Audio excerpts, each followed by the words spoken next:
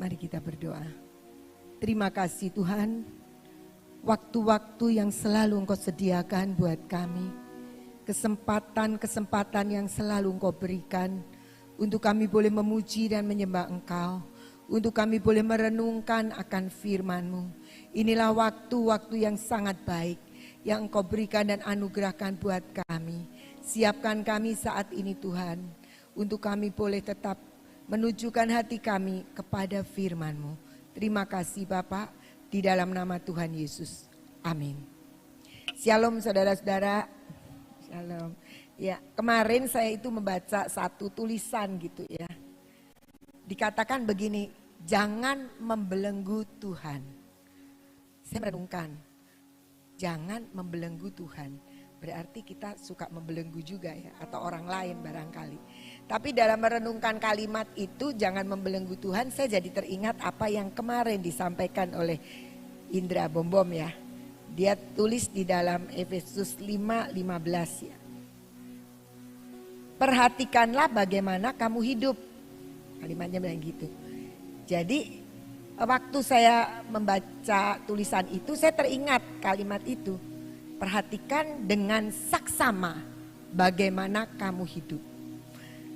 Soalnya begitu banyak orang gampang memperhatikan orang lain. Kemarin dikatakan begitu ya, tapi kita lupa memperhatikan diri kita. Dan waktu saya melihat membaca tulisan itu, jangan membelenggu Tuhan, itu urusannya dengan kita, bukan dengan orang lain. Kita dengan Tuhan. Jadi yang sering kita lupakan adalah ketika kita tidak memperhatikan hidup kita sendiri. Kita bisa menegur orang lain, kita bisa mengingatkan orang lain, kita bisa menasihati orang lain, tapi lupa bagaimana kita sendiri hidup.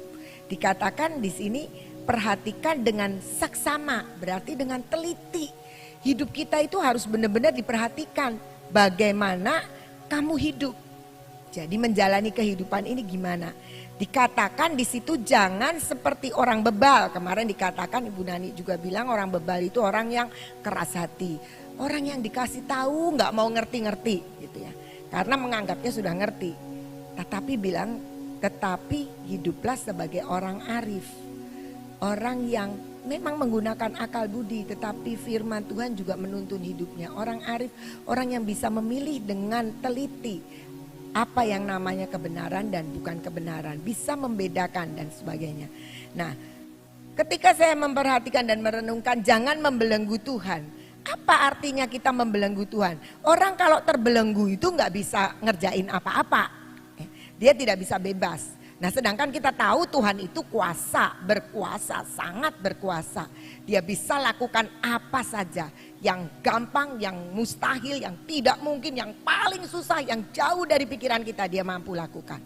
Tapi ada kata-kata jangan membelenggu Tuhan. Artinya bukan Tuhan yang membelenggu diri, tapi kita yang membelenggu Tuhan. Membatasi Tuhan, membuat Tuhan tidak bisa bebas mengerjakan apa yang sebenarnya dia mampu kerjakan. Karena kita ini bukan robot yang Tuhan itu langsung bisa setel kita. Tapi Tuhan selalu memberikan kepada kita kebebasan untuk memilih. Nah, apa sebenarnya di dalam hidup kita yang sering kali membelenggu Tuhan? Yang sering kali Tuhan gak bisa kerjain. Yang pertama ketika saya merenungkan itu adalah perkataan kita.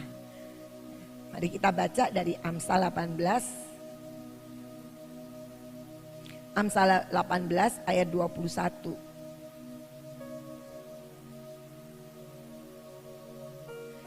Amsal 18 ayat 21 dikatakan begini. Hidup dan mati dikuasai lidah. Siapa suka menggemakannya akan memakan buahnya. Jadi yang membelenggu Tuhan untuk tidak bisa bekerja adalah perkataan kita. Dikatakan kita boleh memilih kehidupan atau kematian. Ibu Guatlan bilang minggu lalu mengatakan bahwa pilihlah kehidupan. Kalau pilih kehidupan artinya di sini dikatakan bahwa kita menggunakan lidah kita, perkataan kita untuk sesuatu yang hidup. Untuk sesuatu yang akan membangun hidup kita dengan Tuhan. Sehingga Tuhan tidak terkendala untuk mengerjakan apa di dalam hidup kita. Sehingga kita tidak sedang memasang belenggu terhadap Tuhan. Nah, dikatakan hidup mati dikuasai lidah. Siapa menggemakannya, makan buahnya. Tanpa sadar seringkali kita menyebut kata-kata yang negatif ya. Kata-kata yang negatif, yang gak enak, mungkin kita situasi seperti ini mana mungkin itu bisa terjadi lah. Biasanya latah-latah juga ada yang negatif ya, saya gak mau sebutin di sini. Tapi ya kita menggunakan kata-kata yang latah, tapi sebenarnya kita lupa bahwa kalau kita memerhatikan dengan seksama itu adalah mengganggu hidup kita sendiri, membatasi Tuhan bekerja, membelenggu Tuhan untuk Tuhan lakukan sesuatu yang besar. Ketika firman-Nya mengatakan jangan takut, tapi kita sendiri suka mengumbar pernyataan-pernyataan kekhawatiran dan ketakutan hidup kita. Bagaimana kita nggak mau takut ya, soalnya zamannya begini-begini dan sebagainya. Sementara Tuhan mengatakan jangan takut. Firman-Nya itu kebenaran. Jadi harusnya kita tidak boleh takut. Beberapa seringkali di grup itu saya suka terima kiriman di grup ya. Kiriman orang-orang yang mengerikan, yang menakutkan, dan saya tidak mau baca. Biasanya sedikit saya setel, terus langsung saya hapus, saya lompatin saja. Kenapa? Kita seringkali membuat hidup kita sendiri tidak memperhatikan apa yang sebenarnya membangun kita. Kita lebih sering mengisukan hal-hal yang membuat kita orang lain takut, apalagi hidup kita. Kalau hidup kita takut, kita pengen ngajak-ngajak orang sama-sama takut. Hidup kita khawatir, kita pengen lagi ngajak-ngajak orang cuma saya sama-sama khawatir. Hidup kita ada dalam kekecewaan, kita sering kali mencari orang yang sama-sama kecewa. Perhatikan, komunitas orang itu biasanya yang cocok itu yang sejenis. Yang sejenis, kalau jenisnya jenis orang khawatir, nanti dia akan cocok dengan orang-orang yang penuh kekhawatiran. Tapi jenis dari orang-orang yang selalu berkata positif, selalu memberkati, dia juga akan ketemu dengan orang-orang yang dan siap cocok dengan orang-orang yang berkumpul untuk memberkati. Artinya apa? Sering kali tanpa sadar hidup kita membelenggu Tuhan dengan perkataan kita. Padahal seharusnya kita mengubah atmosfer hidup kita, bukan atmosfer hidupnya orang lain. Hidup kita juga dengan perkataan-perkataan yang membangun, dengan perkataan yang positif. Kenapa kita diajar untuk deklarasi?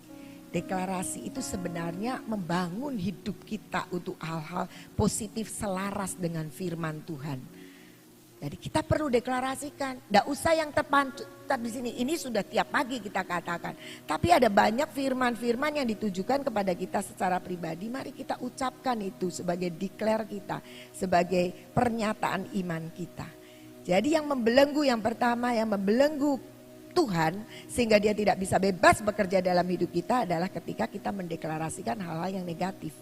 Lidah kita dipakai bukan hal-hal yang menghidupkan roh kita, menghidupkan pengenalan kita akan Tuhan. Hidup mati dikuasai lidah. Siapa suka menggemakan akan makan buahnya. Dan saya sudah membuktikan sangat ajaib Tuhan ketika kita memberikan kehidupan. Di dalam satu pelayanan saya, bukan di tempat ini, di pelayanan dulu di negara tetangga. Saya punya, waktu itu saya jadi wakil, ada ketuanya. Dia selalu bilang gini, hati-hati ya gitu. Dia bicara sama guru dan karyawan, hati-hati ya, kita itu sedang ada di titik nadir terbawah. Saya suka gak setuju, tapi dia kalau ngomong kan sudah, saya suka bilang, Pak jangan ngomong begitu, itu tidak seperti firman. Oh enggak bisa, biar mereka takut, biar mereka waspada, seringkali bilang begitu. Kemudian satu ketika saya mendapat kesempatan untuk pegang sebagai ketua. Saya bilang sama semua, tidak pernah ada titik nadir terbawah. Tuhan selalu membawa kita naik. Dan saya tidak akan mau ada satu orang pun yang ikut-ikutan ngomong begitu. Hidup mati dikuasai lidah. Siapa mengemakan akan makan buahnya. Saya bilang, mari kita gemakan buah-buah kebenaran, buah-buah kehidupan, buah-buah berkat, buah-buah keajaiban dan sebagainya. Dan saya membuktikan Tuhan itu membawa terus naik. Mari kita belajar memperhatikan apa yang kita katakan. Jangan-jangan yang kita katakan nanti adalah sedang membatasi Tuhan bekerja dalam hidup kita sendiri. Karena yang makan buahnya itu kita dari hasil perkataan kita. Jadi kita harus benar-benar perhatikan. Dikatakan perhatikanlah hidupmu dengan saksama. Perhatikan bagaimana kamu hidup dengan teliti. Dan pertama kita lihat dari perkataan kita sendiri. Kadang-kadang kita berharap anak kita, suami kita, istri kita berubah. Tapi sementara itu harapan kita tidak cocok dengan omongan kita. Wah ya memang dari dulunya dia begitu. Wah dari dulu dia menjengkelkan. Wah dari dulu dia malas. Nah gimana caranya bisa menghasilkan buah-buah yang positif. Yaitu mari kita belajar mengatur perkataan kita dan mengubah atmosfer hidup kita dengan sama dengan atmosfer Tuhan. Yang kedua, apa yang membuat Tuhan terbelenggu? Yaitu pikiran kita. Pikiran kita itu seringkali membelenggu Tuhan untuk bekerja. Bangsa Israel itu terbelenggu dengan pikirannya, membelenggu Tuhan sehingga janji Tuhan yang ajaib itu untuk masuk ke promised land itu tidak terwujud untuk angkatan itu ya. Jadi akhirnya yang menikmati tanah perjanjian itu keturunan-keturunan mereka yang belum lahir waktu dapat janji itu. Hanya 2, Kaleb dan Yosua aja yang menikmati dari sejak keluar dari Mesir.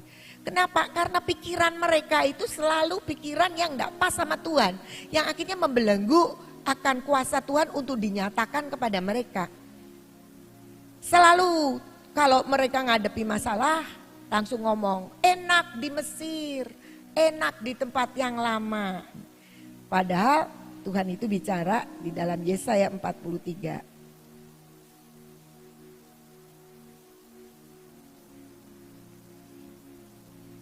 Ayatnya 18.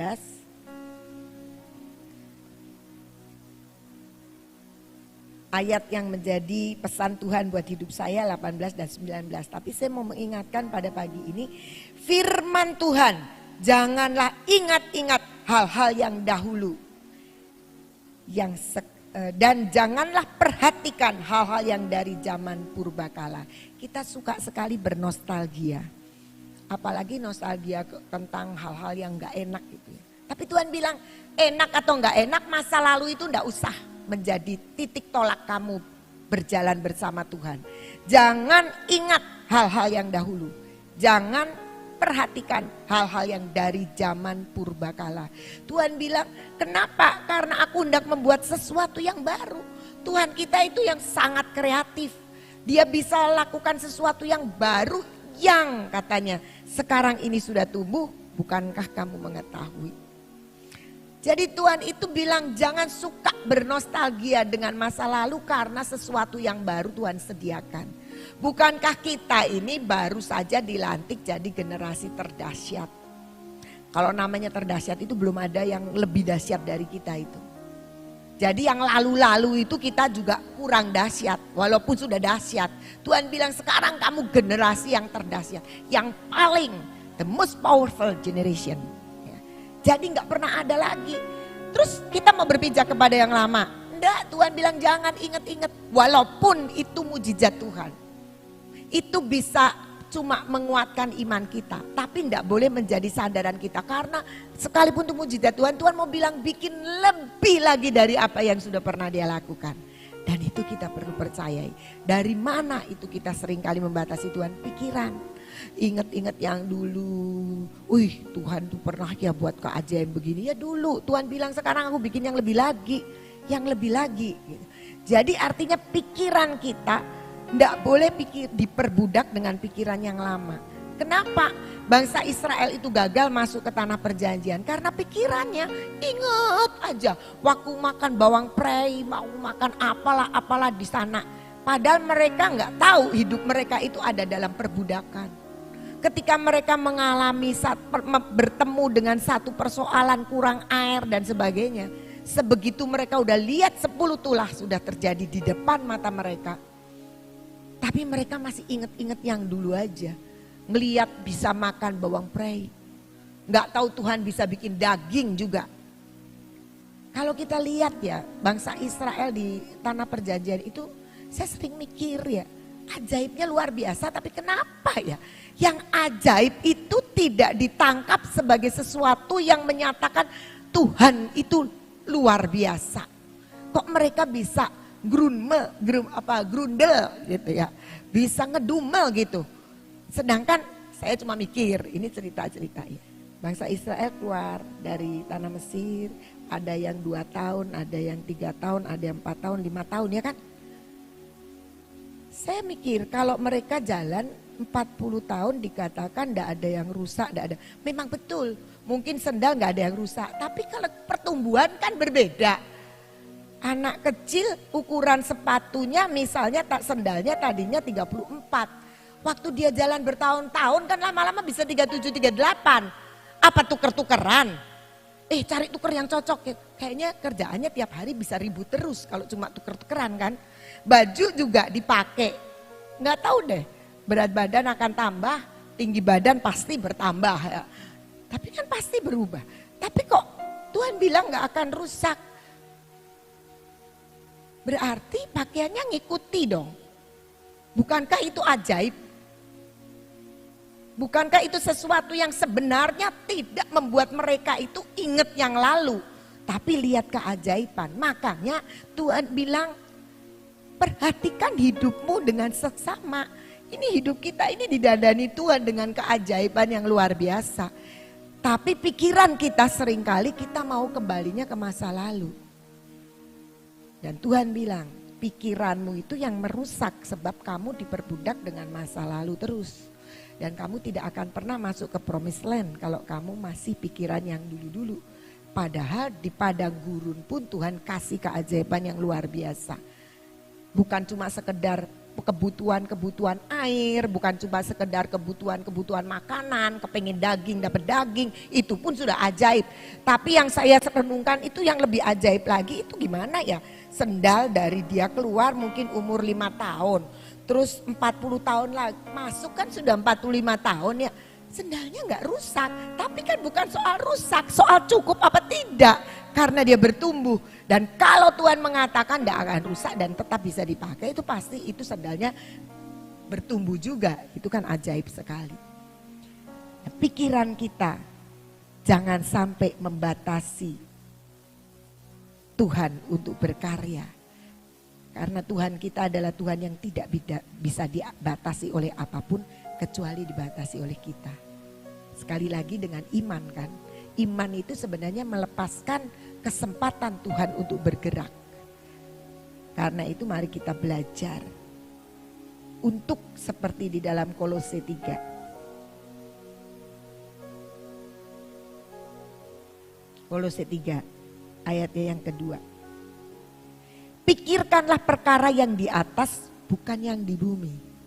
Jadi artinya yang di atas itu Tuhan. Pikirkan apa yang Tuhan tiap hari cari. Kira-kira Tuhan lagi mikirin apa ya buat hidupku. Buat sekarang ini proyek-proyeknya Tuhan apa saja. Karena kita tahu ya proyeknya Tuhan itu ajaib terus. Kita selalu ada, selalu baru, selalu Tuhan punya ide-ide. Tapi pikiran itu yang kita cari. Bukan kita mikir-mikirin nostalgia.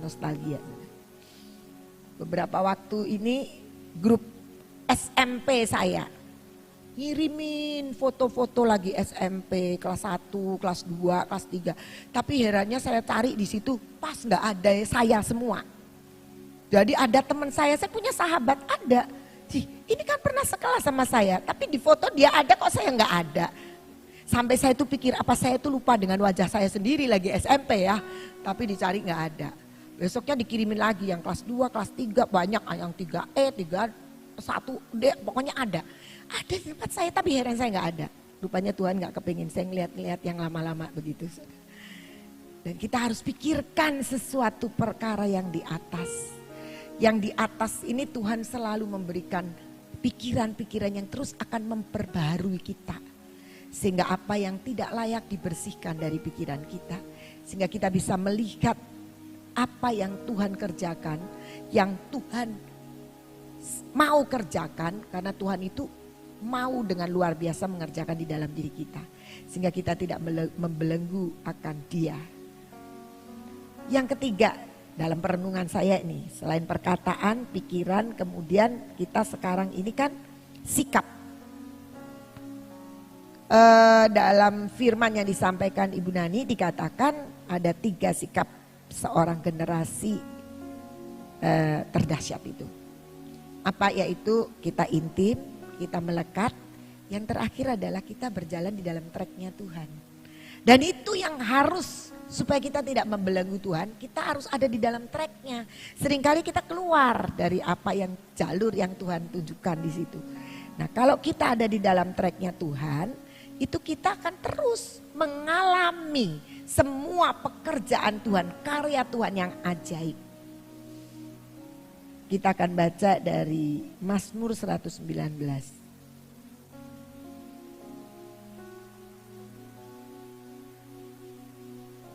Mazmur 119 ayat yang ke-110.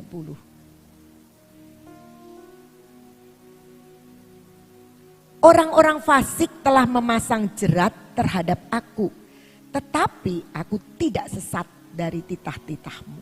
Jadi orang-orang fasik, orang-orang yang gak kenal Tuhan, orang-orang yang tidak melakukan firman Tuhan, itu sering memasang jerat. Orang fasik itu kalau kita baca di Mazmur 50 bukan orang yang gak kenal Tuhan juga loh. Orang yang bisa orang Kristen tapi tidak melakukan firman, memasang jerat itu seringkali memang nggak masang jerat yang kelihatan terus kita kesandung, enggak, membawa kita dalam satu konsep hidup yang berbeda misalnya. Nah seringkali orang Kristen nasihatnya juga nasihat yang berbeda dengan titah Tuhan, tetapi kita tidak akan tersesat kalau titah-titah Tuhan itu ada di dalam hidup kita. Kalau firman Tuhan itu ada di dalam hidup kita, kita bisa tahu ini nasihatnya ini benar apa enggak. Ini perkataannya ini sedang menggiring kita keluar dari track Tuhan atau tidak. Yang menjadi acuan gimana kita bisa ngerti bahwa kita tetap ada di dalam track Tuhan adalah firman Tuhan. Dikatakan orang fasik memasang jerat, tapi kita tidak tersesat karena firman Tuhan, karena titah-titah Tuhan. Jadi mari kita belajar untuk benar-benar Tuhan bebas berkarya dalam hidup kita dengan perkataan kita yang kita perhatikan. Dengan pikiran kita yang terus kita juga perhatikan. Dengan perjalanan hidup kita yang kita juga mesti ngerti. Dituntun sama firman atau kita jalan sendiri. Supaya Tuhan tidak terbelenggu untuk melakukan segala sesuatu. Dia mampu lakukan apa saja. Yang dia tidak mampu adalah kalau dia memaksa kita. Makanya Pak Yusak sering bilang paksakan Tuhan. Jadi kita yang membuka diri untuk dipaksa Tuhan. Supaya apa? Supaya kita bisa ada di dalam tracknya Tuhan. Kita bisa mengubah hidup kita itu karena anugerah. Tapi sekali lagi firman Tuhan mengingatkan, perhatikanlah bagaimana kamu hidup. Perhatikan dengan saksama. Artinya perkataan kita yang seringkali kita ucapkan, apakah ini pas dengan hati Tuhan? Apakah ini benar seturut dengan firman? Ataukah bisa menjadi kendala dari pekerjaan Tuhan? Hati-hati, perhatikan hidup kita. Jangan memperhatikan orang lain. Oh enggak boleh memperhatikan oleh, boleh. Tapi biasanya orang itu kepo. Kalau mau memperhatikan orang lain cuma pengen tahu aja. Terus setelah itu enggak ada artinya apa-apa. Tapi kalau kita memperhatikan orang lain yang Tuhan mau adalah kita memperhatikan dengan kasih karena merindukan dia hidup seperti yang Tuhan mau. Jadi mari kita belajar meneliti bagaimana kita bisa memperhatikan orang lain sampai punya kerinduan. Orang itu hidup seturut dengan Tuhan kalau kita sendiri enggak jadi modelnya. Kalau kita sendiri enggak jadi percontohannya, enggak mempan. Tapi saya percaya semua kita punya kerinduan untuk kita membiarkan Tuhan secara bebas bergerak dalam hidup kita.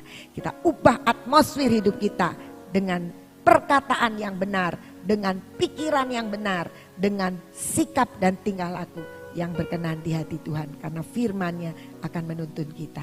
Tuhan Yesus memberkati.